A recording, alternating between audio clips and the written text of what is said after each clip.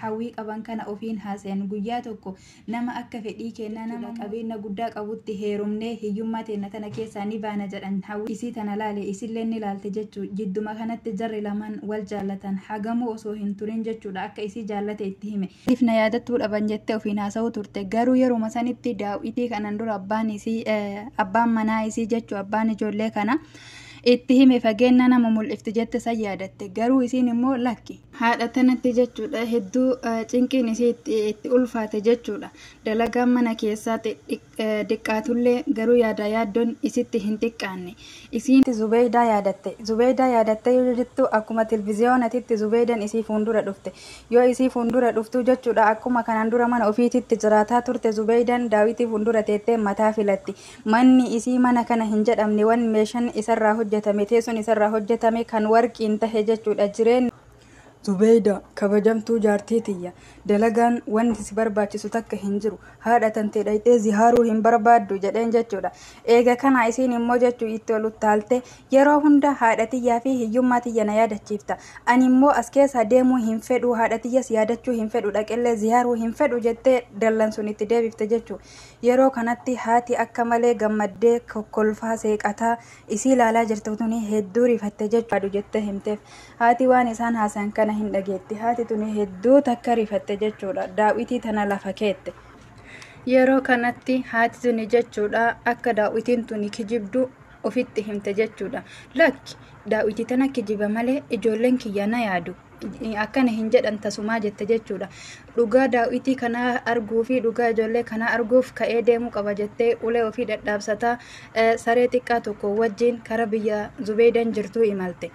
Assalaamu alaikum jannee salamtaa warra jannataa Assalaamu alaikum jannee salam Assalamu alaikum warahmatullahi wabarakatuh kabajamtoota fi jaallatamtoota hordoftoota kiyya baga jiraattan jecha egaa deebi'ee dhufee jira egaa kabajamtoota kiyya warri channel kanaaf haarawaa taatan subscribe godhaa maatii kiyya ta'aa warri maatii kiyya immoo like share gochuudhaan na jajjabeessaa koomentii bareedaa gochuudhaan hamilee kiyya jabeessan isiniin jedha yaada keessanillee naa kennaa seenaa manguddittii fi ijoollee yookaan shamarran sadanii kutaa lammaffaa obboleeyyan kiyya seenaan kun hedduu takka dheeraadha garuu hamma danda'een gaggabaabsuu yaala seenaan kun natti tolee jennaanin gara keessan anillee isinii qooduu yaala jechuudha yaadee seenaa kana haga xumuraatitti na hordofan isiniin jedha egaa seenaa kenna eegaluu fi guyyaa tokko Zubeeda fi Siham bishaan waraabuu laga bu'an bishaan waraabuu yoo jalqaban isaan kuni hawwii qaban kana ofiin haasa'an guyyaa tokko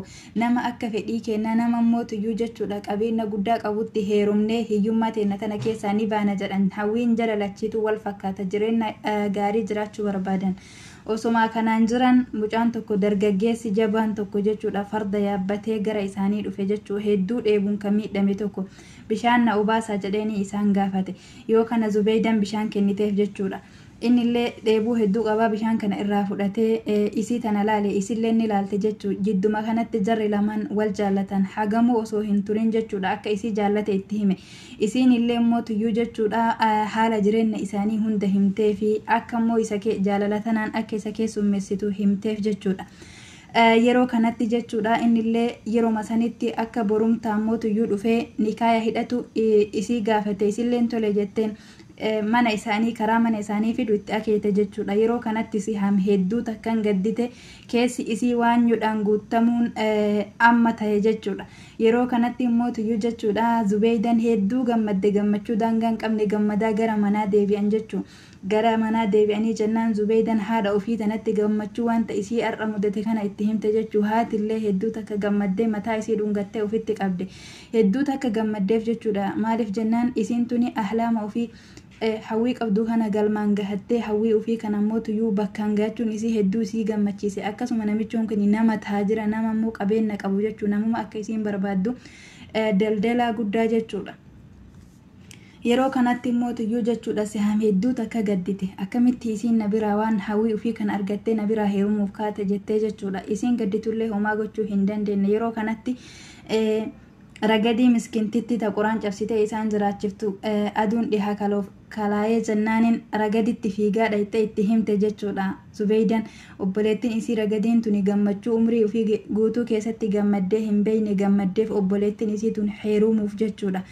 Egaa osuma kanaan jiru osoo hagamuu hin turin mucaan illee akkuma jedhe borumtaani dhufee jennaan ni kadhate jechuudha. Isii kadhatee yeroo xiqqoo keessatti ni kaaya hidhanii fi sargii godhatte jechuudha. Zubeydaan sargii godhatte Zubeydaan ni heerumte jechuudha.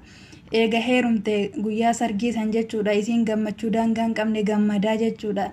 Rabbiif galata galchaani amma hiyyummaa tana keessaa bahe mana saqalaa immoo bututaa kana keessaa bahe jettee gammachuu qabdi.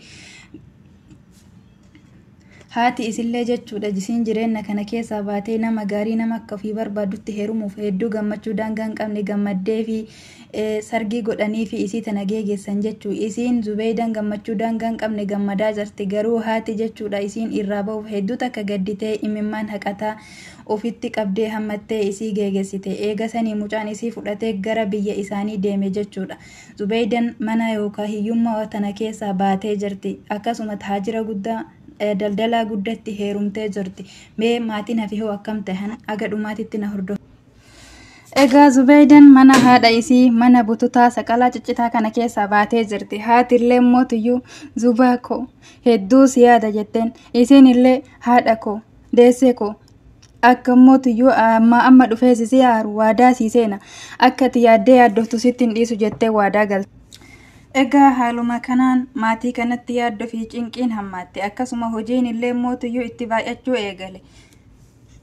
Yeroo kanatti Sihaam hedduu yaaddoo keessa jiraataa turte jechuu. Akkasumallee kanaan dura wajjin bishaan waraabaa turan har'a bishaan waraabuun mataa Sihaam qofa irratti deebi'ee Sihaam haala kanaan turte jechuu. Yaada fi yaaddoon isii guute akkasuma waanyoon onnee isii guutuu wajjin yeroo kana keessatti yeroo dheeraa ture jechuu. Osoo waa takka Zubeydaa irraa waa takka hin dhageen jiini dheerate. Nagaa qabdii nagaa hin qabdu isiin deebitee osoo warra isiitiif hin himin warrillee immoo osoo mootiyyuu waa'ee isii hin dhageen yeroo dheeraa ture. Kaasatan haatifaa hedduu takka yaadda'uu turte hedduu takka isii yaaduu turte garuu lubbuu ofitti tasgabbeessiti. Maaliif jennaan isiin jireenya gaarii jiraatte jettee of tasgabbeessuu turte. Guyyaa wahii jechuudha Sihaam akkuma duraaniititti bishaan waraabaa turte hedduu takka ta'abbii guddaa gahee guddaa taphataa turte bishaan kana waraabuu irratti kophaa isii aaruu wajji jechuudha yaadda'uu wajjin.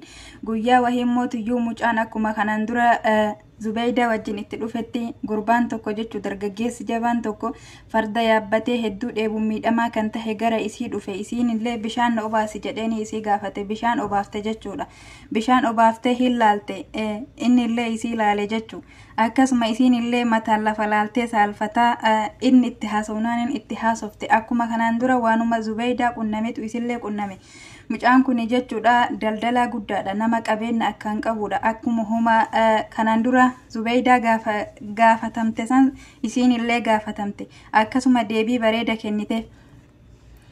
Egaa mucaan kun illee hedduu takka bareedumsa isii dinqisiifate akkasuma mootiyyuu akka isii fuudhu isii gaafate isiin illee yeroo gabaabaa keessatti deebii kenniteef akkasuma akka bor dhufeetiniin nikaa isii hidhatu gaafate isiin illee tole jettee gara mana isaanii itti akeeyte jechuu. Hedduu takka gammadde gammachuu waan dubbattu waan qabattu walii wallaalte yeroo kanatti. Haga ammaatitti isiin takkallee hin dhugoomsine jechuu. Isiin tuni mana immoo saqalaa bututaa kana keessaa baatee jechuu. Ahlaama ofii kana dhugoomsite kaayyoo ofii kana dhugoomsitee jechuudha. Afwan kaayyoo ofii kana dhugoomsitee saqalaa bututaa kana keessaa baatee mana gaarii abbaa manaa gaarii nama qabeenya qabu wajjin hin jiraadha jettee hin amanne. Egaa kanumaan fiigaa galte jechuudha. Fiigaa gara mana isii galtee haadha isiititti himte. Haati isii mootiyyuu harkaa fi mataa isii dhungattee hedduu takka baga gammadde baga as geesse jetteen gammachuu isii kana hedduu takka qoodatan. Amma mootiyyuu jechuu aduun dhiyaa kaloofnaniin obboleettii isii miskiintitti jechuu qoraan cabsitee isaan jiraachiftutti himte ragaditti himte jechuudha. Ragadillee waan kana dhageenyan gammachuu daangaa hin qabne gammadde. Egaa guyyaa barumtaa mucaan akkuma kanaan dura waadaa galeef hin dhufe. Isii kadhatee guyyaa gabaabaa keessatti sargii godhatan. Sargii godhatanii isiin bultitti seentee jirti. Akkasuma haadha ofiitii fi obboleettii fi miskiintitti ragadiin dhiiftee biraa baate. Egaa nagaa walitti dhaamanii deeman ragadiin miskiintittiin tan immoo tuyyuu jechuudha. Kaayyoon isii haadha kunuunsuu qofa taate obboleettii fi tana geegessitee haadha wajjin geegessanii deeman. Eega kana ammoo tuyyuu Sihaam mana kana baatee mana abbaa manaa ofii galte. Inni illee achi fudhatee gara biyya ofiitittiin deemmate jechuu biyya isaanii irra. Yeroon dheeraa ture jechuudha. Osoo waa takka hin dhagahin haati tun yaaddoon itti baay'atte. Zubaydaa quba hin qabdu, Sihaamin quba hin qabdu. Sihaam gammachuu daangaa hin qabne gammadde hiyyummaa san keessaa baatee abbaa manaa akkanatti heerumuuf. Akira irratti ragadii fi haati qofti manatti hafan. Yaada fi yaaddoon hojiin illee itti baay'atu waan duraan irratti cimuu. Egaa kabajamtoota kiyyaa seenaan kun hedduu takka akka daasisin jedhu abdii guddaa qabaa haga xumuraatitti nafaana turan affeerraa kooti. Egaa obbolee ijoollee kanaaf jecha shamarran isii biraa yaa'an kanaaf jecha haati hedduu takka cinqamte hedduu takka jara yaadde jechuudha. Akkasuma immoo tuyyuu ragadii miskiintitti baatee buutee qoraan cabsitee haadha ofii tana jiraachiftuufillee hedduu takka galgala ganama du'aa gooti. Akka rabbiin nama gaarii isii fidee nama immoo isii jaallatu isiin illee jaallattu nama isii tana kunuunsu fidee fi jireenya cinqii tana keessaa baatu galgala ganama du'aayii kadhattiif jechu. Garuu ragadi immoo kanaan wajjin osoo baatee buutu osoo qorraa fi aduun isii argatu jechuudha. Diqqollee cinqii takka hin himattu. Faallaa sanii hedduu takka gammaddi. Maaliifuu amaana abbaa isii bakkaan ga'u wajjin haadha fi tana wajji jireenya gammachuu jiraachuu wajjin hedduu das jedha jechuu dadhabdullee. Haati tunu hedduu ijoollee tana yaaddee jannaaniin immoo tuyyuu hedduu takka immoo sila maali ijoolleen kiyya kuni maaliif na yaadattuu dhaban jettee ofiin haasa'uu turte. Garuu yeruma sanitti daawwitii kanan dura abbaan manaa isii jechuu abbaan ijoollee kana itti hime fageenya nama mul'ifti jette san yaadatte. Garuu isiin immoo lakki isaanumti dhufanii dura na haa dubbisan jettee achi dhayxee daawwitii sanillee hin fuune obsaan ijoollee kana eeguu turte. Haati haga feete yaaddullee garuu wanti kuni tahuun turre ijoolleen takkaafillee isii dhufanii ilaaluu miti haga yaadatanuu rabbal alamiintu beeka.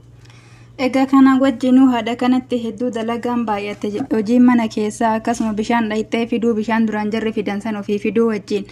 Ragadimmoo tuyyuu jechuudha waan gahee abbaan taphatu san taphatu turte jechuu gara keessa deemtee qoraan cabsitee gurgurtee haadha ofii tanaa wajjin of jiraachisuuf jecha jechuu. Guyyaa wahii jechuudha ragad gara gaaraa imalte qoraan cabsitee akkuma kanaan duraatitti falaxxee yeroo baadhattee deemaa jirtutti mucucaattee kufte jechuu. Wanni isiin baadhattu muyni isiin baadhattu kun itti ulfaatee mucucaattee kuftee jennaan luyti hedduu takka isii miidhamtee jennaan hedduu iyyite jechuudha. Namni naannoo kana jirtan naa birmadhaa namni naannoo kana jirtan naa birmadhaa jettee lallabde. Egaa iyyiinsa isii kana mucaan tokko dhagahe. Mucaan harretti waa fe'ee oofaa sagalee isii kana dhagahee fiigaa itti dhaqe. Yoo itti dhaqu isiin mukaa wajji kuftee akka malee achi socho'uu dadhabdee iyyite jechuu. Daddafee qoraan isiin baattu kana irraa hiikee akkasuma fiigee harree san fuudhee ba'aa isaa irraa lafa buuse isii yaabbisee gara mana haadha isii galche jechuu. Mucaan kuni jechuudha yoo fuudheetiniin isii manaan gahee haadha isii biraan gahee haadha wal baratanii jiruuf jireenya isii hunda itti himte haati isii jechuudha. Hedduu onneen isaa dhukkubsatte yeroo san fiigee muka irraa achitti lafaa kaa'e san jechuudha harree isaa fudhatee dhaqee fe'ee gurguree waan silaa duraan ragad hojjettu san mucaan kun hojjechuu eegale. Egaa haati ragattuun hedduu takka irraa gammadde mucaa kanarraa. Mucaan kun rakkataa akka isii ta'ullee hedduu takka keessi isaa bal'aa hedduu takka onneen isaa raaxmata qabdi jechuudha. Yeroo hunda aga ilaaluu itti isii fayyituufitti jechuudha. Mucaan kun akkuma isii kanatti gaara keessa deemee qoraan muree jechuudha. Muka muree gurguree nyaata dhugaatii isaanii bitee uummata kana maatii kana jiraachisuutu. Egaa mucaan kun hedduu takka isii tana dinqisiifate ragadii tana jechuu hedduu takka bareedumsa isii irrallee gammade akkasumallee immoo tuyyuu tattaaffii isiin godhaa jirtu amaanaa abbaa bakkaan ga'uuf akkanatti immoo maatii kana isiin kunuunsaa jirtu hubatee jennaan hedduu takka jaalala guddaa jaalala gadi fagoo isii jaallate. Egaa mucaan kun kanumaa wajjinuu guyyaarraa guyyatti waan maatii kanaan jiraachisu hojjechuu eegale. Akkasuma immoo ragadillee haga tokko dura sochootee hin dandeettu wayyaa'uu eegale. maatiin kun eega rabbiitii tola mucaa kanaatiin hedduu jireenya gaarii bakka sanitti osoo mootiyyuu isiin kufteef hin rakkatin jireenya gaarii jiraataa turan. Kanumaan osoo jiru mucaan kun hagamu osoo hin turin isii tana akka jaallate itti hime akkasuma immoo isii kadhate jechuudha. Tole jedhanii isilleen tole jetteeti haatillee tole jettee mucattii tana mucaa kana nikaa hedhan jechuudha. Isiin illee immoo osoo hagamu hin turin fayyitee sargiin godhameef jechuudha. Ragadii miskiintitti gargaartuu haadha akkasuma immoo nama gaarii nama wasiyyaa abbaa amaanaa abbaa bakkaan ga'uu taate tanaa jechuudha. Ammas immoo haati jechuudha waa'ee yaada ijoollee tanaa hin dhiifne. Hedduu takka immoo yaaddoonillee itti hammaataa wajjin garuu isiin gammachuu mucaa isii xiqqoo tanaaf gammachuu daangaa hin jedhamne qabdi jechuudha. Egaa mucattiin tuni mucaa hiyyeessa akka isii kanatti heerumte garuu inni hiyyeessa malee onneen inni qabu hedduu takka bal'aa hedduu rahmataan guutamte jechuudha. Nama gaarii kanatti heerumte jechuudha. Egaa ragad itti mucaa kanatti heerumte jennaan ammallee gaafii takka isa gaafatte akka immoo inni saqalaa isaanii kana wajjin keessa jiraatu isa gaafatte jechuu akka haadha tana gattee biraa hin deemne. Mucaan kunillee immoo tuyyuu jechuudha. Akka abbaa manguddoo nama guddaa qabu jechuu abbaan isaa nama guddaa tahee himeef akkasumallee akka isa dhiisee as ta'uu hin dandeenye himeef jechuudha. Hedduu takka gaddite ragad isatti heerumuu gammachuu guddaa argachuu wajjin garuu immoo haadha tana kophaa isii addatti gattee deemuuf hedduu takka gaddite. Gadditee imimmaan jismii maraan bootte jechuu dhukkubsattee haati ufitti qabdee jechuudha ragadiitiyya inni kun sunnaa jireenyati. Mana kan keetii baatee mana abbaa manaa kan kee galuun waan kanaan dura karaa ta'e siin jalqabaa miti jettee sossobdee isii geegessite jechuudha. Egaa mucaan kun isii fudhatee gara biyya ofiititti imale jechuudha abbaa ofii bira. Egaa haadha tanatti jechuudha hedduu cinqiin isii itti ulfaate jechuudha. Dalagaan mana keessaa xiqqaatullee garuu yaaddoon isitti hin xiqqaanne. Isiin kophaa jiraachuu tasuma hin baranne jechuudha. Gaafa wahii haati tuni gabbaatee saqalaa ofii duubateetti. Bishaan yaa'u dhaggeeffataa osoo taa'aa jirtu daawwitii kanaan dura abbaan manaa isii gaariin itti hime san yaadatte. Yeroo kana yaadatte ijoolleen tun na yaadataa hin jirtu ijoollee tana yaada cinqame jettee isii tana fuudhuuf gara gaara sanii imalte jechuun saree xiqqaa isii eegu wajjin. Haati tun deemtee ulee ofii dadhaabsataa deemtee gaara kana geettee miilikata bakka jaarsi isii itti hime saniin jechuudha yoo geettu daawwitii san argite. Daawwitii san fuutee fudhattee akkanas garagalte yoo akkanas garagaltu dhagaa wahii argite. Muka wahii argite muka sanduuqa dhagaa wahiitu jira jechuudha. Yoo itti achi siixee ilaaltu sanduuqa guddaa wahii argite jechuudha. Yaa ilaahi maali kun jedha sanduuqa kana laalte. Sanduuqa kana laaltee irraa ol bante jechuudha. Yoo sanduuqa kana ol bantu waan takkaa umrii ofii keessatti arguu miti inuu hin yaadin argite. Sanduuqni kun dahabaan guutamaadha. Dahaba warqii waan fiddaa kanaan hedduu takka bakka yaani isiin yeroo sanitti manama keessa jiramu akkam jira jettee of gaafatte jechuudha. Garuu wanti dhugama. Eega kana silas jaarsi kiyya warqiin kun as jiraachuu hin beeka beekenna dhoyse moo akkami jettee of gaafatu eegalte. Garuu deebii gaafii kanaa hin arganne. Isiin immoo sanduuqatti gad deebiftee daawwitii dhufteef qofa fudhattee gara mana isii galte. Yoo gara mana isii galtuu jechuudha jalqabatti Zubeeydaa yaadatte. Zubeeydaa yaadatte yoo jettu akkuma televiziyoonatitti Zubeeydaan isii fuuldura dhufte. Yoo isii fuuldura dhuftu jechuudha akkuma kanaan dura mana ofiititti jiraataa turte Zubeeydaan daawwitii fuuldura teettee mataa filatti. Manni isii mana kana hin jedhamne waan meeshaan isarraa hojjetame teessoon isarraa hojjetame kan warqiin tahe jechuudha jireenya addaa wahii jiraatti.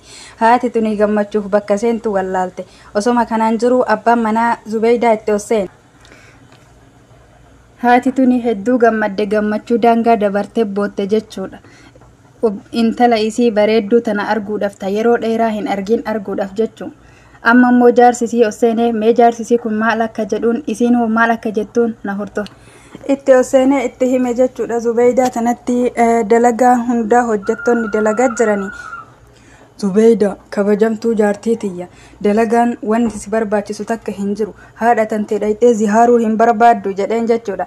Eega kana isiin immoo jechuu itti ol utaalte yeroo hunda haadha tiyyaa fi hiyyummaa tiyya na yaadachiifta. Ani immoo as keessa deemuu hin fedhu haadha tiyyas yaadachuu hin fedhu dhaqillee zihaaruu hin fedhu jettee dallan sun itti deebifte jechuudha.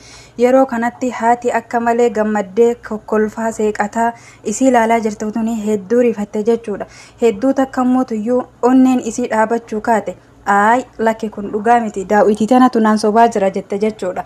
Amma isii dhiiftee sihaami yaadatte. yeroo makanatti daawitiin tun sosochootee Sihaam dhufte jechuu Sihaam fuula isii fuuldura dhufte. Yeroo kanatti Sihaam uffata kana hin jedhamne uffata bareedaa uffatti. Akkasuma immoo tuyyuu jechuudha teessoon meeshaan isii fuuldura duuba jiru kan immoo tuyyuu dhahabarraa hojjetame waan jireenya jaannata duniyaa gubbaa isii keessatti isii agarte Sihaamin jechuu. Yeroo kanatti jechuu jaarsi isii oseenee itti hime jechuu qabeenya asii bakka galchuu kana hunda isitti hime jechuu. Akkasuma immoo tuyyuu jechuudha namichaan kun jaarsi Sihaam kun yeroo hin qabu. Isiin immoo jechuudha waan sila dalagumu hunda kan dalagu hojjettoota jechuudha.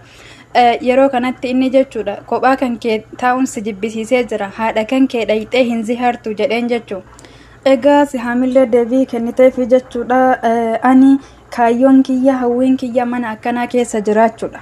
Akkasuma immoo tuyyuu yeroo hunda jechuudhaati hiyyummaa tiyyaa fi haadha tiyya na yaadachiifta. Ani mana kana keessaa bahee bakka bahe sanitti deebi'uu hin barbaadu jettee himteef jechuudha. Akkasumallee haadha tiyya arguu hin barbaadu jettee himteef.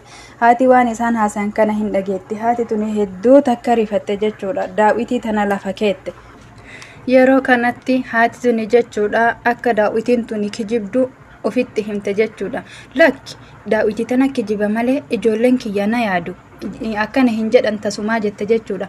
Dhugaa daawitii kana arguu fi dhugaa ijoollee kana arguuf ka'ee deemuu qaba jettee ulee ofii dadhaabsataa saree xiqqaa tokko wajjin kara biyya Zubeydan jirtuu imalte.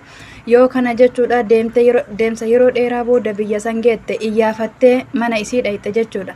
Dhayxee Zubeydaa mana Zubeydaa karra dhodhoofte. Yoo isiin karra dhodhoofte hojjetaan jalaa bane jechuudha. Eegasii ani haadha Zubeydaa akka ta'e taate itti himte jechuu ani haadha Zubeydaati jetteen itti himte. Innillee xiqqoo dhiifuma xiqqoo dhaabadhaa jedheeni heeyyama Zubeydaa gaafatuuf fiigee mana seene. Zubeydaa gaafatee jennaan ummaan tantee dhufanii karra dura jiranii haaseenan immoo akkam jedhee gaafate. Yeroo kana Zubeydan dallansuu takka hin jedhamneen itti iyyite bada gawwacha an haadha wahiitu hin qabu deemi tuni namittiin itti fakkaachuu da'uu danda'a arii jetteen jechuudha. Fiidee mucaan kun fiigee gara haadhaa deebi'ee jechuu. Yeroo kanatti sagalee akka guddaan lallabdee iyyite waan ta'eef haati hin dhageette jechuudha. Anumatu dhugoomsuu dide malee isaa daawitiin dhugaa dubbatti jettee haati tuni onneen isii cabxee luka ofii lafarra butaa osoo hojjetaan kun bira hin gahin jechuudha. Gara karaa dhufteetirra deebite jechuudha. Hedduu takka rifataa hedduu takka booyaa hedduu onneen isii ciccitaa. Egaa hordoftoota kiyyaa seenan guyyaa har'aa kana fakkaataa. Seenan kun hin dhumne gana Sihaamii fi ragadillee maal akka jedhanii fi haadha ofii kan akkamitti qabatan haga dhumaatitti na hordofaa. Yoo isinitti tole laayik sheer sabskiraayib gochuudhaan na jajjabeessaa. Komentii bareeda naa kennaa yaada keessan naa ibsaan isiniin jedha. Wassalaamu alaikum warahmatullaahi wabarakatuh. Assalaamu alaikum jennee salamtaa warra jannataa. Assalaamu alaikum jennee